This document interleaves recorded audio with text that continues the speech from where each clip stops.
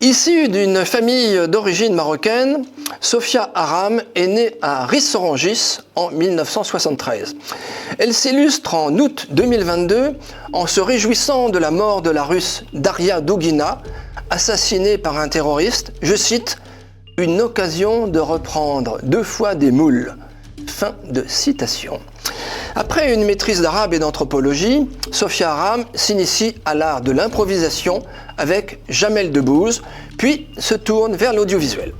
Après quelques interventions sur Énergie et sur Europe 2, elle tient une chronique hebdomadaire sur France Inter. Les diatribes et les polémiques deviennent alors son fonds de commerce, privilégiant les cibles comme Marine Le Pen, Nadine Morano, ou les électeurs du Front National. À l'été 2013, France 2 lance l'émission « Jusqu'ici, tout va bien, tous les jours ». L'humour politiquement correct de celle qui affirmait que, je cite, « les électeurs du Front National sont des gros cons », fin de citation, se mue en accident industriel.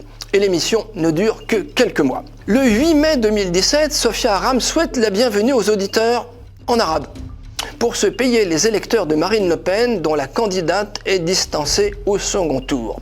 Elle lance ainsi en arabe, je cite, « Mesdames et messieurs, bonjour et bienvenue sur France Inter ». Avant de continuer en français. C'est peut-être un détail pour vous, mais pour les 34,2% d'électeurs qui ont voté Le Pen, entendre de l'arabe sur France Inter, surtout ce matin, ça doit faire beaucoup quand même. Peut-être qu'ils ont déjà quitté la France et qu'ils vont même devenir des immigrés.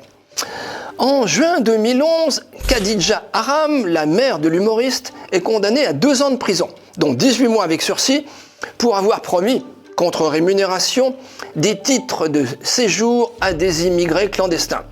Faux titres de séjour qui n'ont jamais été remis à ceux qui les ont payés. Une affaire familiale qui fait tâche pour Sophia, qui aime à se présenter comme la petite sœur des pauvres et des déshérités.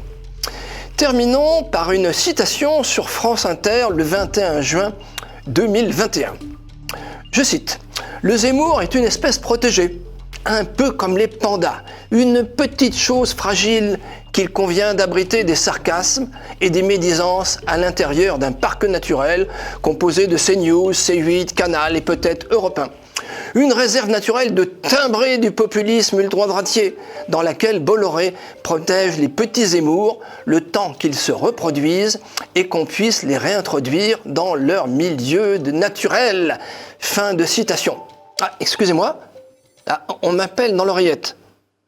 Une information à confirmer.